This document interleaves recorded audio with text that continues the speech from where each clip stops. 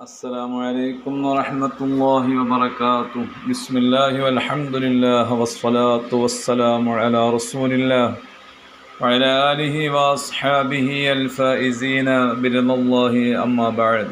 ഫിഖ്ഹ് പാഠം 102.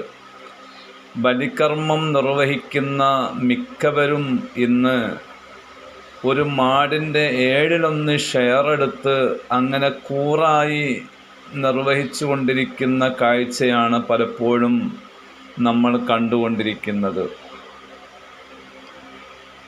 അങ്ങനെ ഷെയർ എടുത്ത് മാത്രമേ ഉദ്ഹിയ്യത്ത് നിർവഹിക്കാവൂ എന്ന ഒരു തെറ്റായ സന്ദേശം പുതിയ തലമുറക്ക് കൈമാറുന്ന രീതിയിൽ ഈ ഒരു ഏർപ്പാട് വ്യാപകമായി കൊണ്ടിരിക്കുന്നു എന്നും ന്യായമായി സംശയിക്കുകയാണ്.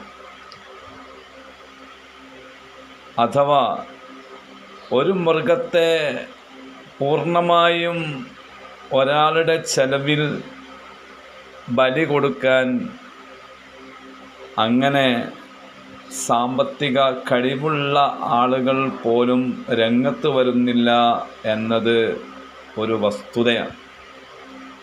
യഥാർത്ഥത്തിൽ ഒരു മൃഗത്തെ സ്വന്തമായി അറവ് നടത്തുന്നതും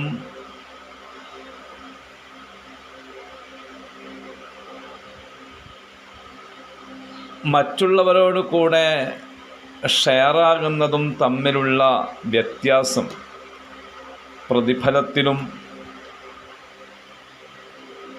സ്ഥാനത്തിലുമൊക്കെയുള്ള അന്തരം കൃത്യമായി മനസ്സിലാക്കാത്തത് കൊണ്ടായിരിക്കണം പലരും ഇങ്ങനെ കൂറായി മാത്രം ഉദ്ഹിയ്യത്ത് നിർവഹിക്കാൻ മുതിരുന്നത്. ഉദ്ഹിയ്യത്തുമായി ബന്ധപ്പെട്ട ചർച്ചയിൽ കർമ്മശാസ്ത്ര പണ്ഡിതന്മാർ രേഖപ്പെടുത്തുന്നുണ്ട്, ഉദ്ഹിയ്യത്ത് കർമ്മത്തിലെ അതിൻ്റെ പ്രധാനപ്പെട്ട മർമ്മം എന്ന് പറയുന്നത് ഇറാഖത്തുദ്ദമ് ആണ്, അഥവാ രക്തം ഒലിപ്പിക്കുക. ഈ രക്തം ഒലിപ്പിക്കുക എന്ന ആ ഒരു കാര്യം ഒരു മൃഗത്തിൻ്റേത് ഒരാൾ തന്നെ പൂർണ്ണമായി നിർവഹിക്കുമ്പോൾ അയാൾക്ക് കിട്ടുന്ന പ്രതിഫലം വളരെ മഹത്തരമായ പ്രതിഫലമാണ്. ആ പ്രതിഫലം ഒരിക്കലും 7 ആളുകൾ കൂടി ഒരു മൃഗത്തിൻ്റെ രക്തം ഒലിപ്പിക്കുന്നതിന് ലഭ്യമല്ല.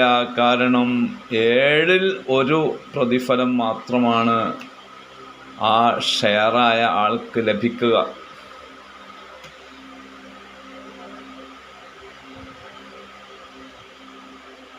ഒരു ആടിനെ അറുക്കലാണോ, അതല്ല ഒരു ഒട്ടകത്തിൽ ഒരു ഷെയർ എടുക്കലാണോ ഉത്തമം? ഈ വിഷയം ചർച്ച ചെയ്യുന്നിടത്ത് ഇബ്നു ഹജർ റളിയല്ലാഹു തആല അൻഹു രേഖപ്പെടുത്തുന്നത് കാണും, ഒരു ആടിനെ ഒറ്റക്ക് അറുക്കലാണ് ഉത്തമം ഏതിനേക്കാൾ, ഒരു ഒട്ടകത്തിൽ ഷെയർ എടുക്കുന്നതിനേക്കാൾ. അത് എത്രത്തോളം എന്ന് വെച്ചാൽ ഒട്ടകത്തിൻ്റെ 7ൽ 1 ഷെയർ എടുത്ത് ഉദ്ഹിയ്യത്ത് നിർവഹിക്കുന്ന ആൾ ചെലവഴിക്കുന്ന പണം ഒരു പക്ഷേ ഒരു ആടിന് അദ്ദേഹം ചെലവഴിക്കുന്ന പണത്തേക്കാൾ കൂടുതൽ വന്നാൽ തന്നെയും, എന്ന് മാത്രമല്ല ഒട്ടകത്തിൻ്റെ വിഹിതം അദ്ദേഹം എടുത്തത് എത്രയോ കൂടുതൽ വിഹിതമാണ്. 7ൽ 1 അദ്ദേഹം പകുതി തന്നെ എടുത്തു എന്ന് സങ്കല്പിക്കുക. എന്നാൽ പോലും ഈ ഒരു ആടിനെ സ്വന്തമായി അറുക്കുന്ന പ്രതിഫലത്തിലേക്ക് അത് എത്തുകയില്ല. അപ്പോൾ സ്വന്തമായി മുൻഫരിദൻ ഒരു മൃഗത്തിൻ്റെ രക്തമൊലിപ്പിക്കുക എന്നതാണ് വളരെ പ്രധാനപ്പെട്ടത്. അതുകൊണ്ട് കൂറ് കൂടുന്നതിനേക്കാൾ ഉത്തമമായത് ഒറ്റക്കൊന്നിന് അറുക്കലാണ് എന്ന തിരിച്ചറിവിലേക്കെത്തുകയും കഴിവും പ്രാപ്തിയുമുള്ള ആളുകൾ അതിന് തന്നെ മുതിരുകയും വേണം.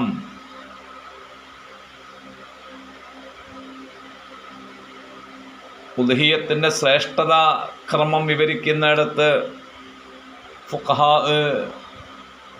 രേഖപ്പെടുത്തിയത് കാണും. ഏറ്റവും ഉത്തമമായ രീതി 7 ആടാണ്. ഒരാൾ ഏറ്റവും അഫ്ളലായ രീതിയിൽ ഉദ്ഹിയ്യത്ത് നിർവഹിക്കാൻ ഉദ്ദേശിക്കുകയാണെങ്കിൽ വസബ്ഉ ശിയാഹിൻ അഫ്ളൽ, 7 ആട്. 2ാം സ്ഥാനത്താണ് ഒട്ടകം, പിന്നെ മാട്, പിന്നെ ആട്. അതൊക്കെ കഴിഞ്ഞിട്ടാണ് പിന്നെ ഒട്ടകത്തിൽ ഷെയർ എടുക്കുന്നത്, മാടിൽ ഷെയർ എടുക്കുന്നത്. ഇവിടെ മറ്റൊരു ചർച്ചയും കൂടെയുണ്ട്. ഒരാൾ 7 ആടിനും അപ്പുറം ഉദ്ഹിയ്യത്ത് നിർവഹിക്കാൻ ഉദ്ദേശിച്ചാലോ, അഫ്ളലായ രീതി അതും കടന്ന് എണ്ണം വർദ്ധിപ്പിച്ചാൽ അത് ഉദ്ഹിയ്യത്തായിട്ട് പരിഗണിക്കപ്പെടുമോ? പരിഗണിക്കപ്പെടും. ഉദ്ഹിയ്യത്ത് എണ്ണം വർദ്ധിക്കുന്നതിന് പരിധിയില്ല. റസൂലുള്ളാഹി സ്വല്ലല്ലാഹു അലൈഹി വസല്ലമ തങ്ങൾ 100 ഒട്ടകത്തെ വരെ അറവ് നടത്തിയ സംഭവങ്ങൾ ഹദീസുകളിൽ വന്നിട്ടുണ്ടല്ലോ. ചുരുക്കത്തിൽ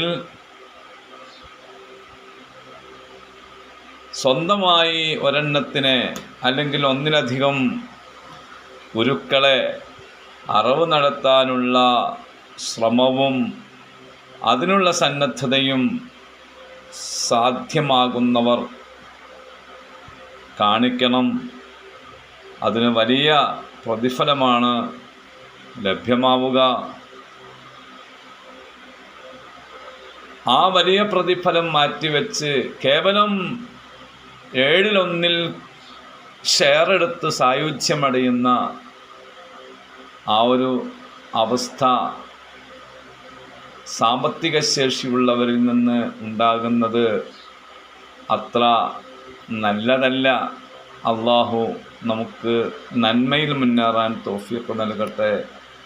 ആമീൻ. അസ്സലാമു അലൈക്കും വറഹ്മത്തുള്ളാഹി വബറകാതുഹു.